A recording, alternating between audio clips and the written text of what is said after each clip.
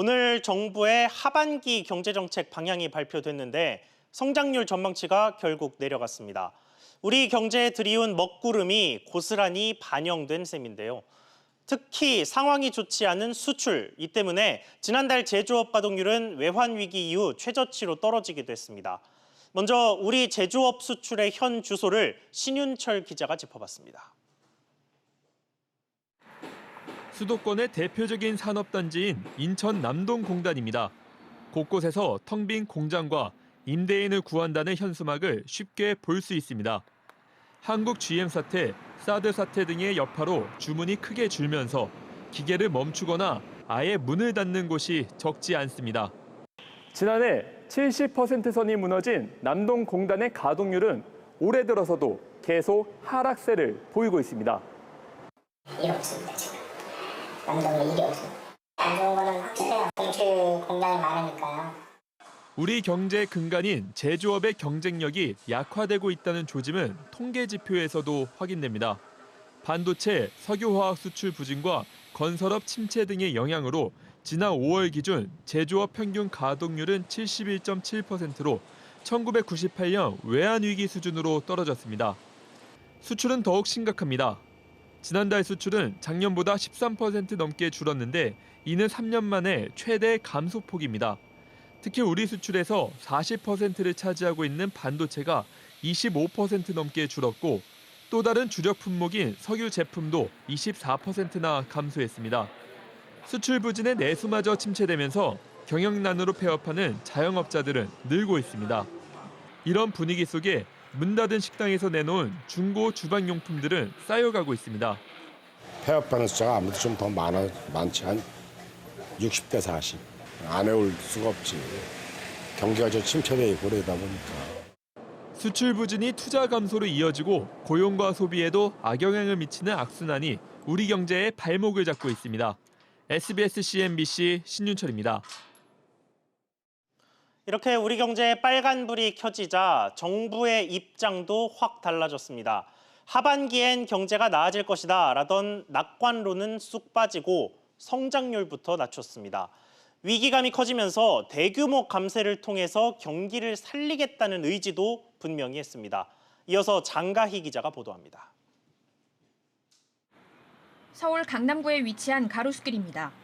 평소 내국인뿐만 아니라 우리나라를 찾는 관광객들로 붐볐는데 손님들이 줄면서 최근 빈 상가가 늘고 있습니다. 제가 서 있는 가로수길은 평소에는 많은 인파들로 가득하지만 지금은 이처럼 문을 닫은 가게들도 많아지고 거리도 매우 한산해진 모습입니다. 근래에 와서 더 심해졌어요. 유동인구에 비해서 이렇게 매출은 많이 이루어지지 않고 이렇게 힘든 적이 없다고 그런 얘기를 많이 해요.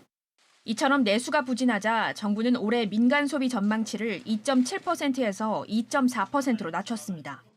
올 경제 성장률도 0.2%포인트 낮춘 2.4%에서 2.5%로 전망했습니다.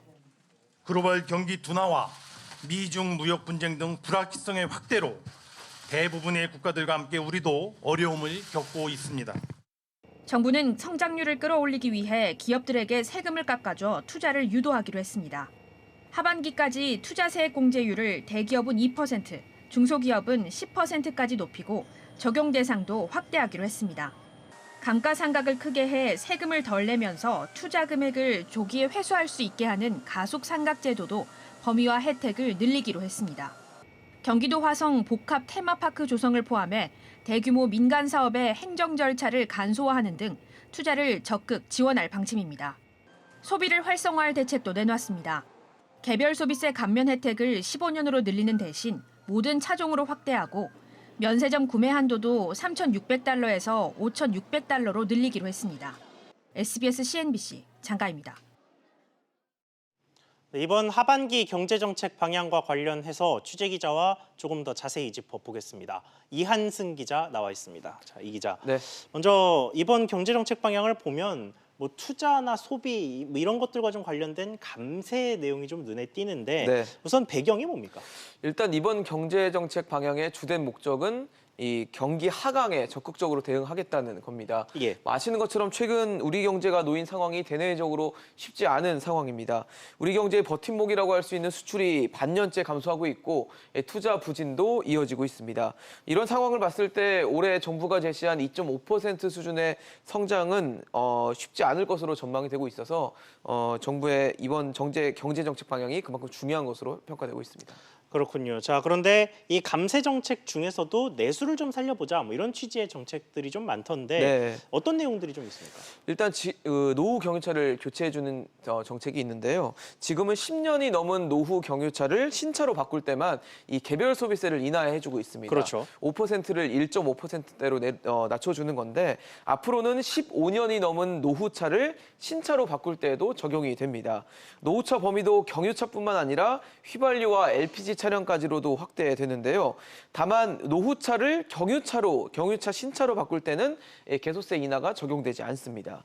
개소세 인하 한도는 최대 100만 원까지인데 여기에 교육세나 또 부가가치세를 합하게 되면 최대 143만 원의 감세 혜택을 볼 수 있습니다. 또 세 자녀 이상 가구나 기초수급자 등이 있는 집이 에너지 소비 효율이 높은 고효율 가전기기를 사면 구매 금액의 10%를 돌려줍니다. 예. 10%라고 해서 뭐 한도 없이 무작정 돌려주는 건 아니고요. 가구당 최대 20만 원까지만 돌려줍니다. 그리고 내국인 면세점 구매 한도가 3,000달러에서 5,000달러로 높아지는데요. 여기에 입국장 면세점 구매 한도인 600달러를 합하게 되면 총 구매 한도는 3,600달러에서 5,600달러로 높아지게 됩니다. 그렇군요. 자, 또 부동산 관련 정책을 좀 보니까 요새 네. 깡통 전세라고 해서 왜 전세값이나 집값이 떨어져서 자기가 냈던 전세금을 못 돌려받는 네. 이런 우려가 좀 커지고 있던데 그렇죠. 이와 관련한 대책도 나왔다고요. 네, 그래서 기존에도 이제 전세금 반환 보증이라는 제도가 있는데 예. 그 가입 요건이 이번에 완화되고 지역도 더 확대되게 됩니다. 전세금 반환 보증은 집주인으로부터 전세금을 돌려받지 못할 경우 이 보증기관인 주택도시보증공사 허그가 집주인 대신에 전세금을 임차인에게 지급하는 제도입니다. 예. 지금은 전세 계약 기간 중에 절반이 지나기 전에 가입을 해야 하고 또 계약 종료 6개월 전에 가입할 수 있는 지역은 이 미분양 관리 지역으로 국한을 하고 있는데 이 지역 범위가 전국으로 확대되는 겁니다. 자, 그렇군요. 그러면 뭐 이번 정책을 모두 통틀어 봤을 때 전반적인 평가는 좀 어떻습니까? 일단 문재인 정부 들어서 이 세금과 관련된 기조를 보면 법인세를 늘려준다든지 이런 식의 어떤 증세가 좀 핵심이었는데 예. 이번 경제정책 방향을 보면 그 기조가 바뀐 걸 알 수 있습니다. 세부담을 줄인 만큼 투자가 이루어지면 경제 활력이 높아질 것으로 본 건데요. 하지만 기업들이 이 세제 지원만 보고 투자를 결정하는 건 아니기 때문에 경기 둔화나 노동 비용 상승 또 규제 등에 대한 이 근본적인 투자 촉진 대책이 필요하다는 지적이 나오고 있습니다. 또 게다가 감세, 그러니까 세수가 줄어드는 상황에서 복지를 확대할 경우 이 재정 건전성에 악영향을 미칠 수 있다는 우려의 목소리도 나오고 있습니다. 그렇군요. 이 기자 잘 들었습니다. 최저임금 관련 속보로 이어가겠습니다. 그간 두 차례 최저임금위원회에 불참했던 사용자 위원들이 복귀하면서 내년도 최저임금으로 8,000원을 제시했습니다. 올해보다 4.2% 삭감된 금액인데 10,000원을 제시한 노동계와 치열한 공방이 불가피해 보입니다. 취재기자 연결해 보겠습니다. 정광윤 기자. 네, 고용노동부에 나와 있습니다. 네, 복귀한 경영계가 내년도 최저임금 제시했는데 올해보다 삭감이 됐습니다.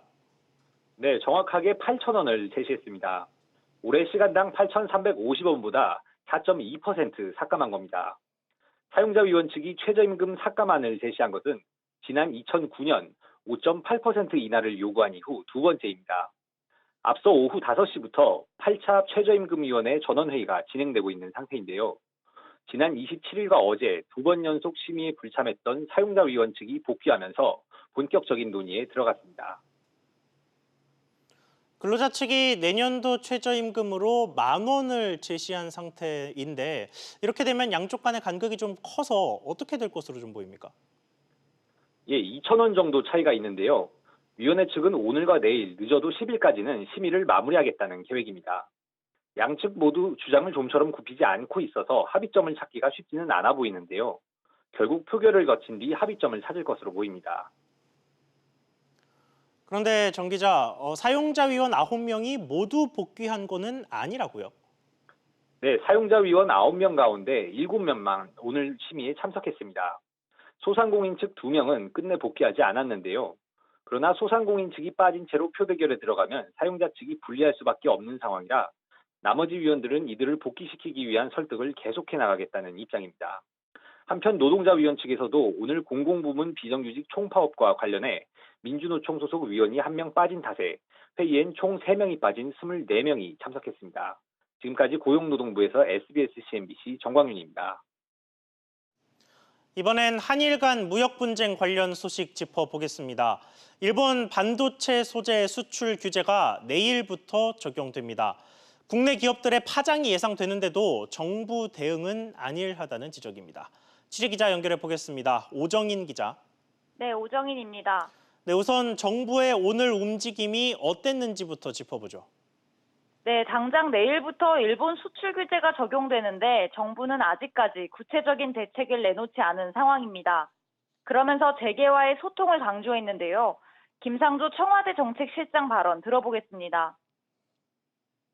그룹을 비롯한 우리나라의 주요 기업들에 직접 연락을 해서 국익을 위해서는 정부와 재계가 함께 소통하고 협력해야 된다는 뜻을 전달을 하고 지금 협의를 하고 있습니다. 하지만 재계에서는 쓴소리가 나오고 있죠.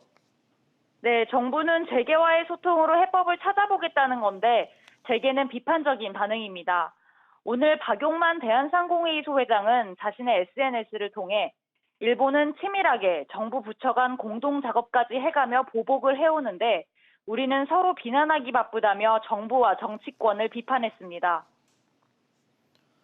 그러면 우리 정부가 내놓은 구체적인 대책은 없습니까? 네, 오늘 당정청은 반도체 소재 부품 개발에 연간 1조 원가량을 투자하겠다는 계획을 내놓았는데요. 그러나 전문가들은 재계 불만과 우려가 계속될 수 있다고 분석했습니다. 중장기적이라 지금 발등에 불이 떨어져 있는데 그런 거에 대해서 비판이 있을 수 있잖아요. SBS CNBC 오정인입니다. 그런데 일본의 소재 수출 규제가 비메모리 반도체 세계 1위를 목표로 하는 삼성전자의 발목을 잡을 것이라는 우려가 나오고 있습니다. 그 이유가 뭔지 김현우 기자가 전해드립니다. 삼성전자가 협력사 등에게 비메모리 반도체 전략을 소개하는 행사를 열었습니다. 삼성전자는 2030년까지 133조 원을 투자해 비메모리 반도체 세계 1위를 달성하기로 했습니다. 올해 안에는 세계 최초로 차세대 7나노 반도체를 생산하는 극자외선 EUV 라인 공정을 가동합니다. 이 첨단 공정을 무기로 삼성전자는 반도체 위탁 생산, 파운드리 분야 1위인 대만의 TSMC와 격차를 좁힐 계획입니다. 하지만 일본 정부가 반도체 회로도를 새길 때 반드시 필요한 포토리지스트의 수출 규제를 강화하기로 하면서 계획에 변수가 생겼습니다. 포토리지스트가 없으면 첨단 EUV 라인은 무용지물입니다. 일본을 대체할 곳을 찾기는 어려운 상황입니다. 포토리지스트는 국산화율이 0%에 가까워 100% 일본에 의존하고 있습니다. 원활하게 살 수 있었는데 절차가 복잡해진 거니까 리스크가 높아진 거죠. 기간이 늦을 수도 있잖아요. 일본이 D램 반도체용 일반 포토리지스트는 놔두고 EUV용만 규제할 계획으로 알려지면서 처음부터 삼성전자 비메모리 사업을 노렸다는 분석도 나오고 있습니다. SBS CNBC 김현우입니다. 일본의 경제 보복에서 자유롭지 못한 건 우리 조선업도 마찬가지입니다. 국내 조선 빅2 통합을 위한 기업 결합 심사에 일본이 심수를 부릴 수 있다는 우려가 커지고 있습니다. 이어서 이한나 기자가 보도합니다. 현대중공업그룹의 중간지주사 한국조선해양은 지난 1일 공정거래위원회에 대우조선해양과의 기업결합 심사 신청서를 냈습니다. 기업결합 심사는 대우조선 인수를 위한 핵심 절차입니다. 이달 안에는 유럽연합과 일본, 중국, 카자흐스탄 등 경쟁국에도 신청서를 제출할 예정입니다. 관건은 일본입니다. 반도체 부품 소재에서 시작된 경제 보복을 확대할 수 있기 때문입니다. 일본이 심사에 늑장을 부리거나 불허할 가능성이 제기됩니다. 한 나라라도 반대를 하게 되면 사실 어렵습니다. 대체로 보면 지금까지 관행적으로 조선 산업뿐만 아니라 다른 산업에서도 지금 그런 사례들이 많이 있기 때문에 우리나라도 만약 일본이 그냥 적극적으로 반대를 한다 그러면 하기가 어려운 거죠. 일본은 그동안 지속적으로 우리 조선업을 견제해왔습니다.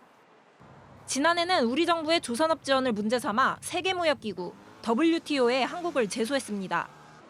지난달 말에는 불공정 무역 보고서를 통해 한국 정부 조선업 보조금 지원을 또 한 번 문제 삼기도 했습니다. 섣불리 예단하기에는 조금 어렵고 저희는 이제 각 국가별로 기업 결합 승인을 받기 위해서 최선을 다하는 중이기 때문에 일본 경제 보복이 반도체 소재를 넘어 조선 등 다른 영역으로 확대될지 주목됩니다. SBS CNBC 이한나입니다.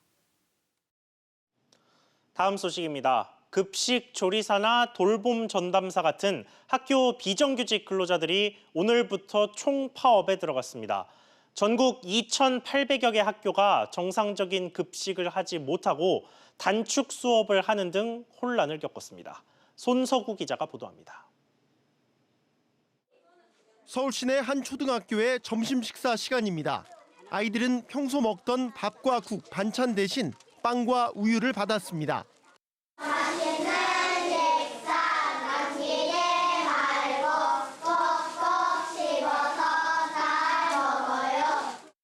이 초등학교는 12시가 되자 학생들이 교문 밖으로 쏟아져 나옵니다.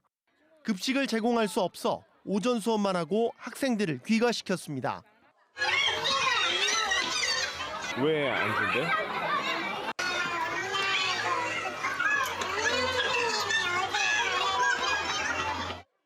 급식 조리원과 돌봄 전담사 등 학교 비정규직 노동자들이 오늘부터 총파업에 돌입하면서 오늘 하루에만 전국 2,800여 개 학교가 대체 급식이나 단축 수업을 실시했습니다. 파업은 오는 금요일까지 사흘간 계속되고 전국 6,000개 학교에서 파업 참가자가 나올 것으로 노조 측은 주장하고 있습니다. 정부는 이번 파업 여파로 역대 최대인 4,600여 개 학교에서 급식이 중단될 것으로 내다보고 있습니다. 교육당국은 대체 급식을 시행하고 돌봄 교실은 교직원들이 맡아 운영하는 등 파업으로 인한 학생들의 불편을 최소화하겠다고 밝혔습니다. 현재 학교 비정규직 노조는 기본급 6.24% 인상과 정규직과 동일한 복리후생비 등을 요구하고 있습니다. 반면 교육당국은 기본급만 1.8% 올리는 안을 노조 측에 제시하고 있어 양측의 간극이 큰 것으로 알려졌습니다. 노조 측은 협상 결과에 따라 파업을 연장할 수 있다고 경고하고 있어 급식 대란, 돌봄 대란이 장기화될 우려도 나오고 있습니다. SBS CNBC 손석우입니다. 이번 파업에 전면에 나선 학교 비정규직 근로자들은 단순히 기본급 인상만을 넘어서 정규직과의 격차를 줄여달라는 요구를 하고 있습니다. 먼저 인력 현황부터 좀 살펴보면 교육 공무직이라고 해서 학교 비정규직 중에 조리원과 돌봄 전담사 등 각종 지원 업무를 담당하는 14만 3천 명이 있고 여기에 비정규직 강사 등을 더하면 약 38만 명 정도가 총 비정규직입니다. 전체 교직원이 88만 5천여 명이니까 어림잡아서 10명 중에 4명가량은 비정규직이라는 얘기입니다. 그러면 이들의 처우는 어떨까요? 호봉제를 적용받는 정규직 같은 경우에는 연차가 쌓이면 기본급이 올라갑니다. 그래서 1년에 약 10만 원 정도 기본급이 자동으로 오르게 되는데 반면 비정규직은 1년에 3만 2,500원, 그것도 최장 20년까지만 오르고 그 뒤에는 더 이상 오르지 않습니다. 여기에 각종 수당도 차별을 받고 있다는 게 비정규직 노조의 주장인데요. 먼저 명절 휴가비의 경우에는 정규직은 80에서 170만 원, 그러니까 기본급의 60%를 수당으로 받지만 비정규직은 1회당 정액 50만 원을 받습니다. 또 정기상여금도 정규직은 평균 200만 원을 받을 동안 비정규직은 최대 100만 원까지밖에 받지 못한다는 게 비정규직 노조 측의 주장입니다. 그러다 보니까 1년차 비정규직의 임금은 1년차 구급 공무원과 비교해봤을 때 86.7% 비교적 가까이 붙어 있지만 해가 지날수록 이 격차가 점점 벌어져서 마지막 21년차가 되면 66.3% 수준에 그칩니다. 비교 대상 공무원의 직급이 더 올라간다면 그 격차는 훨씬 더 크게 벌어지겠죠. 지금 비정규직 노조는 정규직 임금의 80% 수준을 요구하고 있습니다. 동일 노동, 동일 임금이 정부의 공약이었으니 그 첫 걸음이라도 떼자는 겁니다. 앵커 리포트였습니다.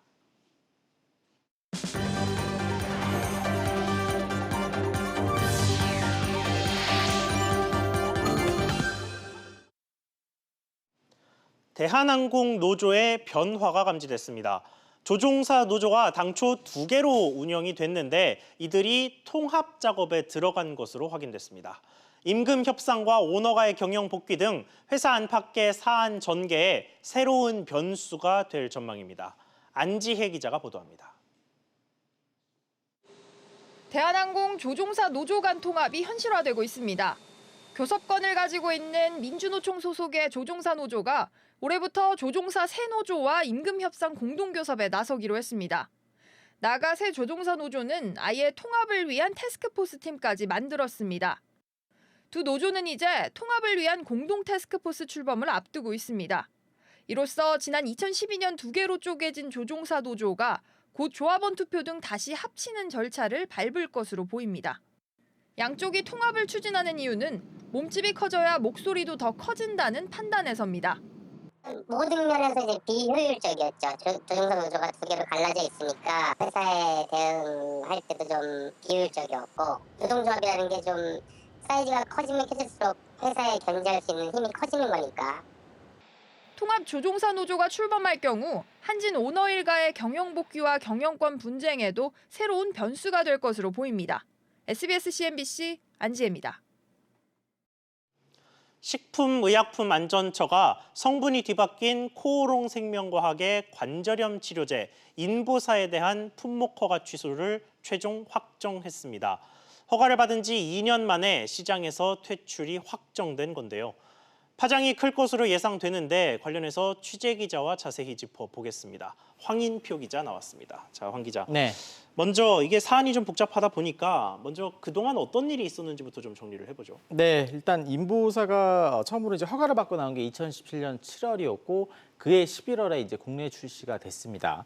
세계 최초의 이제 골관절염 유전자 치료자라고 해서 뜨거운 관심을 많이 받았는데요.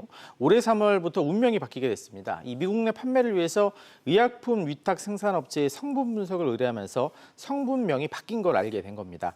그 1핵과 2핵으로 나눠져 있는데요. 1핵엔 사람 연골세포가, 2핵엔 연골 유래세포에 형질 전환 세포가 담긴 것으로 신고했는데 알고 보니까 2핵의 실제 성분이 신장세포였습니다. 식약처가 곧바로 인보사의 유통과 판매를 중지했고요. 오늘 최종적으로 품목 허가 취소 결정을 확정했습니다. 예. 허가받지 않은 성분이 의약품에 포함된 게 가장 큰 문제고 또 신장세포가 종양을 유발할 수 있다는 우려 역시 명확하게 해소되지 않았습니다. 자, 그렇다면 코오롱 측의 입장은 어떻습니까? 먼저 이번 결정에 대해서 그 집행정지 가처분 신청과 함께 이 행정소송 등 법적 절차를 밟겠다고 밝혔습니다. 아울러 미국 FDA 임상 3상 실험을 재개할 예정이고 국제적으로 공신력이 있는 기관이라든지 전문가에게 인보사의 안전성과 유효성을 재확인하겠다 이런 입장을 내놨습니다. 또 내일 이우석 코오롱 생명과학 대표가 기자간담회를 열 예정인데 이 자리에서 그 환자 안전관리 종합대책을 내놓을 예정입니다. 앞서 코오롱 측은 투여 환자 3천여 명을 대상으로 앞으로 15년간 건강에 문제가 없는지 장기 추적하겠다고 밝혔습니다. 자, 그런데 오늘 허가 취소는 뭐 예견된 수순이다 이런 분석이 많기는 하던데 그렇다면 관심사는 앞으로 후폭풍이 얼마나 클지 아니겠습니까? 크게 세 가지 정도 얘기할 수 있을 것 같은데 먼저 그 코오롱 티슈진의 상장 폐지 심사 대상 여부입니다. 오는 10일에 결정되는데 만약에 이제 상장 폐지 심사 대상이 되고 나중에 실제로 상장 폐지까지 될 경우 뭐 소액 주주들의 반발이 엄청날 것으로 예상이 되고요. 또 두 번째로 이제 인보사 투여 환자의 그 손해배상 소송 움직임도 점점 커지고 있습니다. 예. 지금까지 700여 명 넘는 환자들이 원고 모집에 참여한 것으로 알려졌고요. 이 마지막으로 검찰 수사도 앞두고 있습니다. 지금 수사가 좀 급물살을 타고 있는데 지난달에 코오롱 생명과학과 식약처를 검찰에 압수수색한 데 이어서 최근엔 이 코오롱 티슈진 임원들도 소환해서 조사한 것으로 알려졌습니다. 또 이웅열 전 코오롱그룹 회장에 대해서는 출국 금지 조치를 내린 상태입니다. 그렇군요. 황 기자 잘 들었습니다.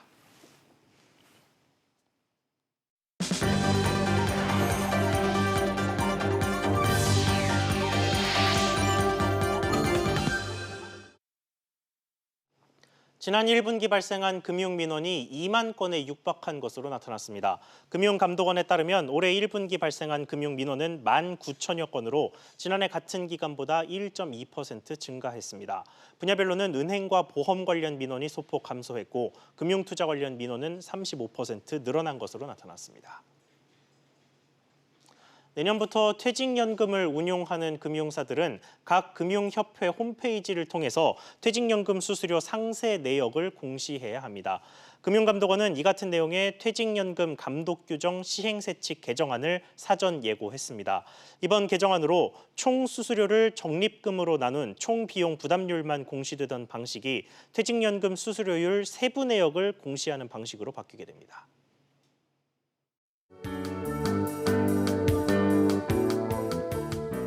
안녕하세요. K웨더 라이프스타일 예보 오주호입니다. 현재 전국적으로 구름이 많이 끼면서 햇볕을 조금은 가려주곤 있지만 무더위는 계속해서 이어지고 있습니다. 특히 서울, 경기와 강원도를 중심으로 폭염주의보가 내려진 상태이고요. 내일은 오늘보다 더 덥겠습니다. 내일 서울의 기온은 32도까지 지속했고 이후 주말까지는 33도 선을 기록하면서 곳곳으로 폭염주의보가 확대될 가능성이 있습니다. 무더운 날씨에 탈수 증상이 나타날 수 있으니 주의하시기 바라고요. 여기에 자외선과 오존의 농도 또한 계속해서 높게 나타나겠습니다. 되도록 야외 활동보다는 실내 활동을 하시는 게 좋겠습니다. 무더운 날씨가 기승을 부리고 있지만 다행히 공기질은 무난하겠습니다. 내일 전국의 미세먼지 농도는 보통 단계가 예상되는 만큼 미세먼지 걱정은 안 하셔도 되겠습니다. 중부지방의 대부분 지역은 30도를 웃도는 폭염이 이어지겠습니다. 수원과 대전의 낮 기온은 31도, 춘천은 33도를 기록하겠습니다. 동해안 지역은 종일 맑은 날씨가 이어지겠습니다. 낮 최고 기온은 강릉은 31도까지 올라 덥겠습니다. 남부지방의 경우 광주와 전주의 낮 기온은 32도, 대구는 무려 34도까지 올라 폭염주의보가 확대될 가능성이 있는 만큼 대비를 잘하시기 바랍니다. 이번 주 토요일까지는 별다른 비 소식은 없고요. 이번 주 일요일에는 동해안 지역에 비가 내릴 것으로 전망됩니다. 오늘 저희가 준비한 소식 여기까지입니다. 시청해 주셔서 감사합니다.